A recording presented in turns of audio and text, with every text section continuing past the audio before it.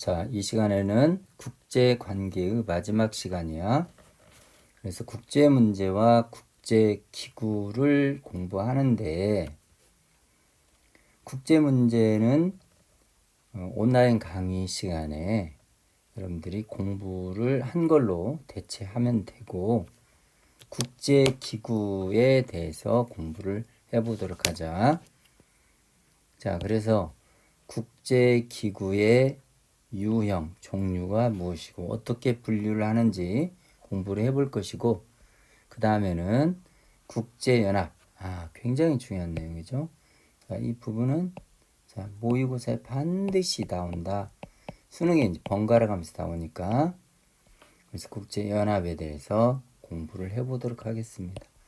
자, 그러면 지금 다시 국제기구의 유형, 그러니까 국제기구라는 것은 국제사회 다양한 문제를 해결하기 위한 기구들이 있습니다. 크게 세 가지로 분류를 합니다.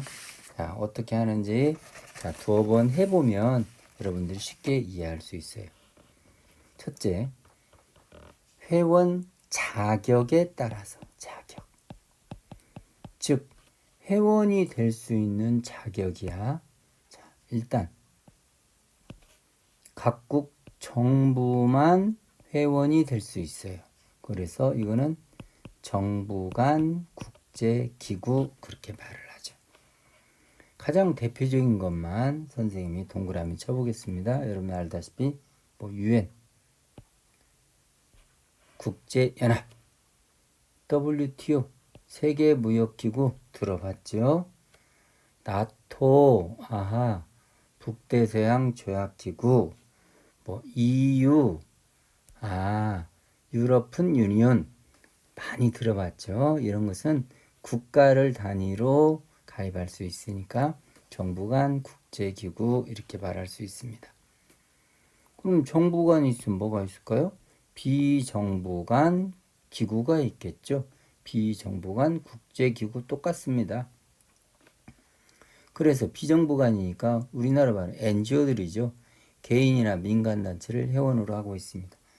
가장 대표적인 거 세 가지를 꼭 기억을 해두면 좋겠네. 자, 아까 전에도 했죠. 국경 없는 의사회. 이거는 의료를 목적으로 하고 있죠. 국경 없는 의사회. 국제사면위원회. 이거는 엠네스티 인터내셔널. 그래서 이거는 인권기구라고 그랬죠. 인권기구. 환경단체 하면 가장 대표적으로 그린피스 세 가지를 들 수 있습니다. 이거는 국가가 가입 주체가 아니라 민간이야, 민간단체. 그래서 NGO, 그래서 GO, NGO 또 다국적 기업 등을 뭐라고 그랬죠? 초국가적 행위 주체라고 공부를 했었을 겁니다. 지난 시간에. 초국가적 행위 주체 중에서 정부가 가입 주체면 정부관, 아니면 비정부관 이렇게 공부를 해보도록 하겠습니다. 자, 이번에는 두 번째, 첫 번째는 회원 자격이고 두 번째는 지리적 범위에 따라서 지리적 범위, 즉 세계적인가, 세계적, 전 세계를 참여 범위로 하는지 아니면 특정 지역에서만 활동해야 하는가, 그렇게 구분할 수 있겠죠. 외우려고 하지 말고 이해하려고 하면 됩니다. 특정 지역에서만 활동하는 거죠. 자, UN 범세계적이죠. WTO 세계무역기구니까 월드 세계무역기구니까 전 세계를 범위로 하고 있죠. 그럼 특정 지역 내의 국가들로 구성되어 있다. 유럽연합, 유럽만, 동남아시아 국가연합, 동남아시아에 있으면 에이펙, 아시아 태평양 경제 공동체니까 아시아 태평양 지역에서만. 이렇게 쉽게 구분할 수 있구나. 세 번째는 하는 일에 따라서 그걸 갖다가 기능적 범위라고 그래요. 우리가 구분할 줄만 알면 돼요. 그래서 다양한 일을 하면 포괄적 기구라고 합니다. 그런데 특정하고 제한적이고 전문적인 일만 한다. 그러면 제한적 국제기구 그렇게 얘기를 합니다. 예를 들면 세계무역기구, 월드 트레이드니까 무역에 관한 걸 하죠. 그러니까 제한적. 국제통화기금, 이건 인터내셔널 모니터리 펀드 그러니까 통화 그러니까 국제무역이 원활하게 이루어질 수 있도록 제한적이고 전문적인 역할을 하네요. 우리가 오펙 석유 수출국 기구 하죠. 이거는 석유만 해당이 되는 겁니다. 석유. 제한적이죠. 북대서양 조약 기구는 주로 나토라고 하지만 우리가 얘네들은 군사기구였죠. 주로 군사적인 역할만 했습니다. 국제노동기구. 네이버로 노동이네요. 노동. 자, 노동자들의 인권기구입니다. 유네스코. 유엔 산하 교육과 과학과 기술의 발전을 위한 기구구나. 그러니까 제한적인. 이렇게 분류를 하는 거예요. 그래서 국제기구들은 대개 이와 같은 세 가지를 다 가지고 있어. 하나의 대표적인 예를 들어볼까요? 유엔을 보겠습니다. 유엔은 정부간이야, 비정부간이야? 정부간이지. 범세계적이야, 지역적이야? 범세계적이지. 이해할 수 있겠죠. 포괄적이야, 제한적이야? 유엔은 정말 다양한 역할을 합니다. 국제평화, 인권, 교육 등 환경 다양한 역할을 하는 거죠. 그래서 하는 일이 포괄적이다. 이렇게 구분하는구나. 또 하나 해볼까요? AI가 있습니다. AI 뭐라고 그랬죠? 국제사면위원회. 그쵸? 인권기구죠.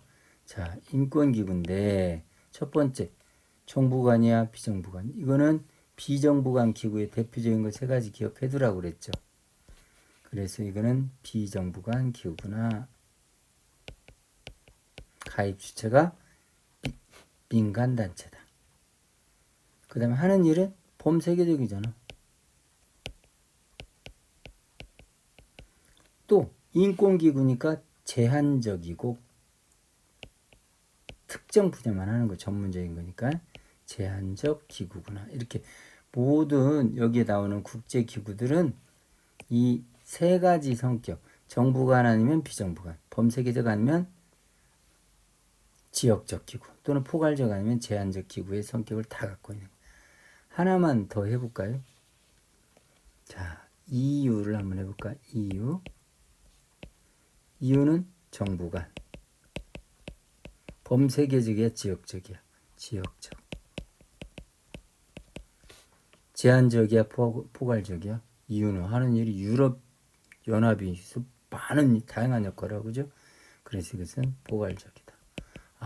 이렇게 구분할 수 있구나. 그래서 이 세 가지를 구분하는 연습까지 해봤습니다. 자, 다음에는 마지막으로 국제연합 1945년에 2차 대전 종전 후에 설립이 돼서 지금까지 국제 평화 유지와 다양한 분야에서 국제 평화 유지에 많은 지구촌 문제를 해결하기 위해서 노력하고 있습니다. 설립 배경은 언제?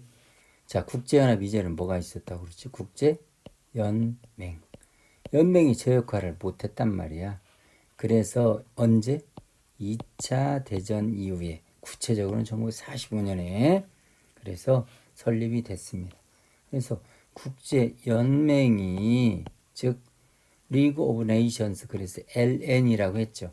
얘네들이 제 역할을 못했단 말이에요. 강대국이 불참 그 다음에 미약한 체제를 강제력이 너무 약했어요. 그러다 보니까 제 역할을 못했다는 거죠. 자, UN의 주요 기구를 잘 알아야 되겠죠. 선생님이 특히 세 개의 기구에 대해서 진하게 표시를 해놓고 했죠. 유엔의 빅3라는 주요 기관이 있습니다. 이 세 관의 기관의 기능과 역할에 대해서 잘 알아둘 필요가 있습니다. 이 세 가지가 시험에 잘 나오는 내용입니다. 그리고 이제 경제사회이사회라는 기구가 있는데, 자, 유엔의 경제 문제, 사회 문제를 해결하기 위한 기구다, 그렇게 알면 되고, 유엔의 사무를 총괄하는 곳이 사무국이고, 사무국의 짱이 누구죠? 사무총장. 여러분 잘 아시죠? 우리나라에도 반기문 사무총장이 그런 역할을 했었죠. 또한 유엔의 각종 전문기구, 보조기구들이 있습니다. 뭐 가장 대표적으로 유네스코라든가 유니세프 이런 기관들이 있습니다. 하지만 우리가 공부할 때는 이 세 개의 기관들에 대해서만 잘 알고 경제사회이사회는 하는 일이 무엇인가만 알아두면 되는 거예요. 자, 그럼 빅3 중에 가장 첫 번째 총회에 대해서 공부를 해보겠습니다. 중요한 내용들만 선생님이 빨간색으로 빗줄을 쳐볼게요. 총회는 모든 회원국이 참여할 수 있습니다. 유엔에는 거의 200여 개국의 국가들이 회원국으로 참여하고 있어요. 그런데 국제연합의 최고 의결기관이라 합니다. 최고 의결기관이면 실질적으로 많은 역할을 해야 되는데 얘네들은 형식적이라 할 만큼 강제력이 없어요. 일단 최고 의결기관 하면 총회이긴 하다. 그렇게 알아야 됩니다.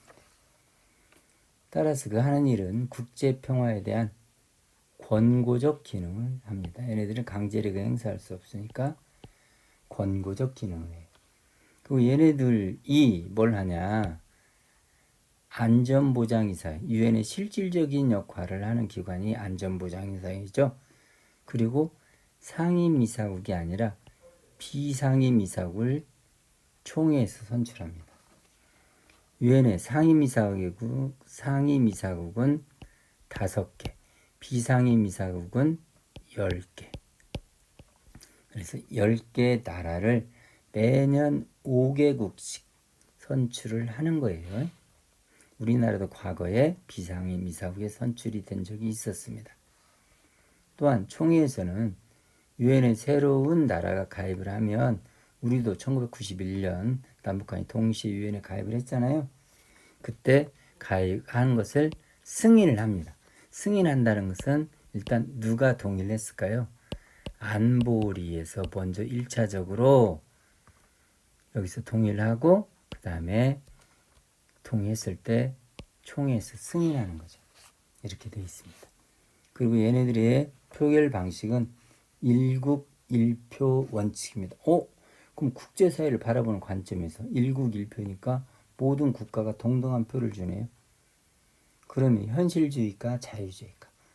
이거는 자유주의 관점이구나. 이것과도 연결할 수 있어야 돼. 그리고 얘네들을 왜 형식적 최고 의결기관이라 하느냐? 실질적인 강제력이 없기 때문에. 그래서 얘네들의 결정은 권고적 성격만 있습니다. 권고. 즉 강제력이 있다 없다? 강제력이 없다. 그런 얘기입니다.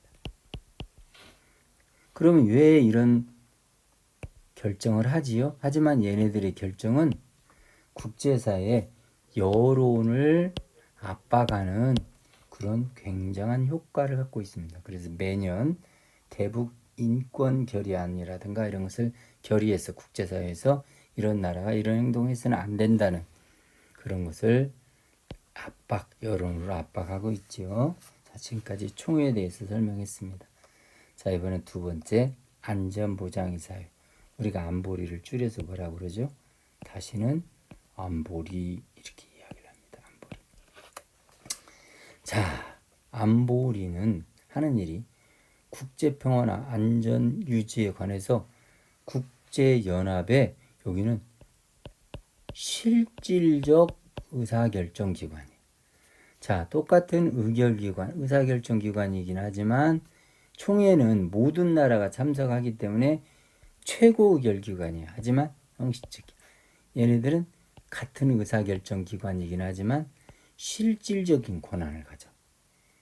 따라서 국제평화와 안전유지에 관해서 얘네들이 국제 평화나 안전에 관한 중요한 문제가 생기면 얘네들이 1차적으로 책임을 져요. 우선적으로 책임을 진다는 얘기죠. 그만큼 중요한 기능을 합니다.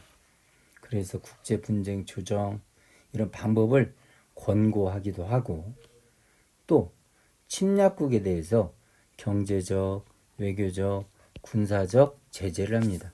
이거를 갖다 뭐라고 그러죠? 강제력을 행사한다.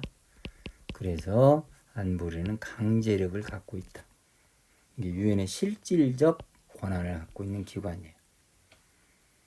따라서 안보리는 회원국에 대해서 뭐를 갖는다? 강제력을 갖는다. 그래서 국제 분쟁에 대해서 이런 것들을 조사하고 평화적 해결을 권고하고, 만약에 말을 듣지 않으면 강제를 행사하고. 그러나 평화 안전을 위태롭게 하는 침략국가와 국제사법재판소에서 인정한 국가에 대해서 뭐를 할 수 있다? 제재를 할 수 있다. 제재는 뭐야? 다른 말로 강제력을 행사할 수 있다. 강제력의 종류는 뭐가 있죠? 경제적, 군사적, 외교적. 이런 개입을 할 수 있다. 장황하게 좀 설명을 하네요. 자, 그럼 안보리는 총 몇 개의 국가가 있다? 15개 국가로 구성이 됩니다.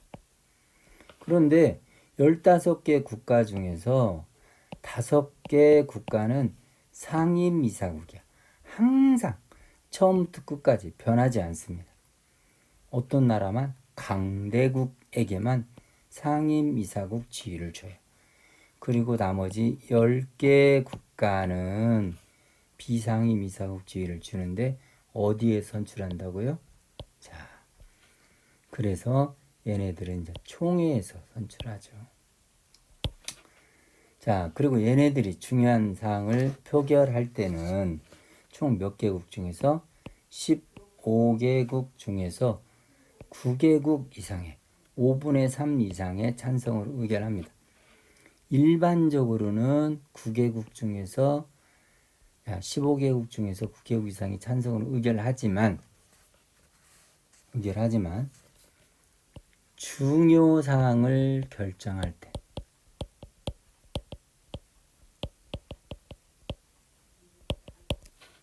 15개의 상임이사국에서 15개의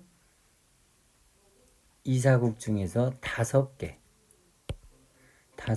상임이사국을 포함한 9개국의 동의가 있어야 한다. 동의가 있어야 한다. 이렇게 알아두면 되겠죠. 하나의 예를 한번 들어볼게요. 특정한 안건이 있는데 중요한 안건이 있다고 봐요. 찬성이 14국, 반대가 한 나라예요. 근데 이 한 나라가 만약에 상임이사국이라면 이 안건은 가결될까요? 부결될까요? 부결될 수밖에 없죠. 왜? 5개의 상임이사국을 포함한단 말이에요. 사실상 유엔의 중요한 사항의 결정권은 누가 갖고 있다? 상임이사국이 있어. 그래서 얘네들한테는 상임이사국한테는 뭐를 갖는다? 거부권을 갖는다. 라이트 오브 보트, 거부권을 갖고 사실상 결정권을 갖고 있는 거죠.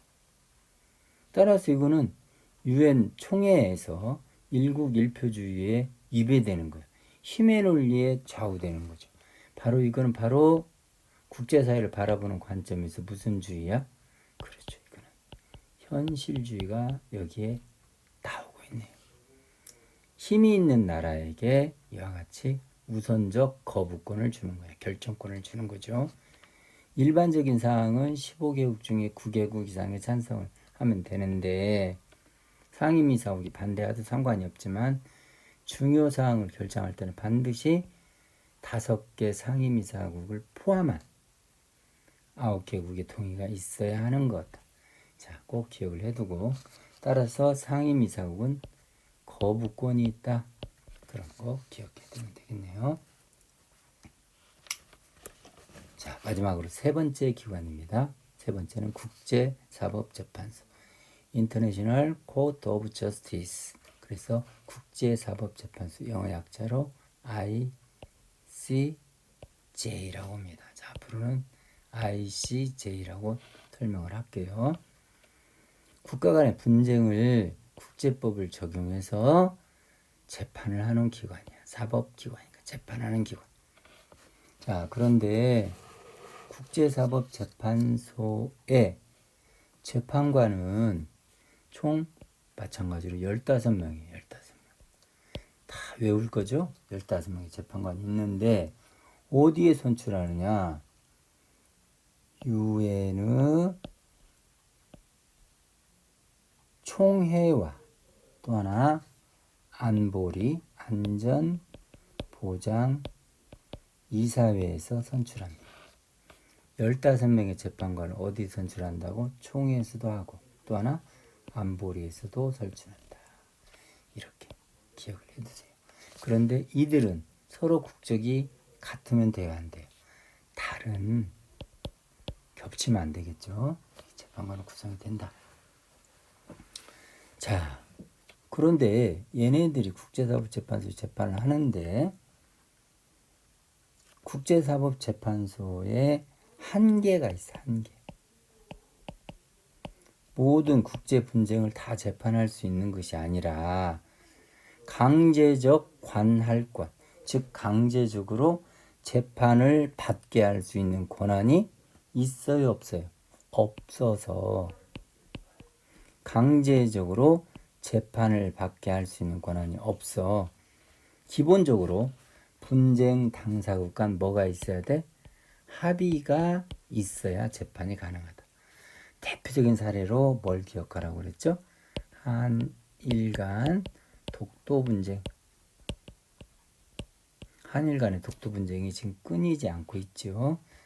하지만 국제사법재판소에서는 재판할 수가 없습니다. 당사국 간의 합의가 없으니까. 대표적인 사례로 기억해두면 되겠네요. 자, 그런데 국제사법재판소에서 재판의 대상은 자, 가맹국, 다른 말로 회원국이라고 그러죠. 회원국. 회원국만 재판의 대상이 되는 것이 아니라 비회원국도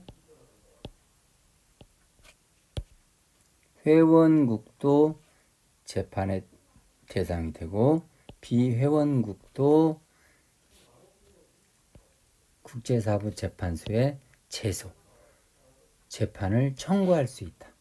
회원국도 재판을 청구할 수 있고 또는 비회원국도 억울한 일이 있을 때 재판을 청구할 수 있어. 하지만 가맹국이나 비가맹국 공통점은 전부 다 국가를 단위로 하는 거죠. 이렇게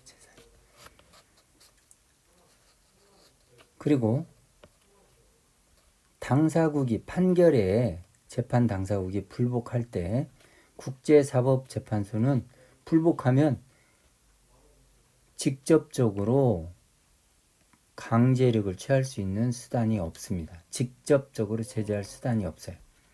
판결에 불복한단 말이에요. 그런데 왜 재판하죠? 국제사법재판소의 판결에 구속력은 없지만 만약 판결을 이행하지 않잖아? 그러면 어디에다가 힘 있는 제재를 할 수 있는 국제기구가 있죠. 어디입니까? 유엔의 안보리에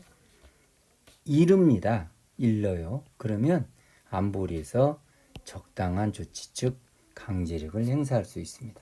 경제적 제재, 또 군사적 제재를 취할 수 있습니다.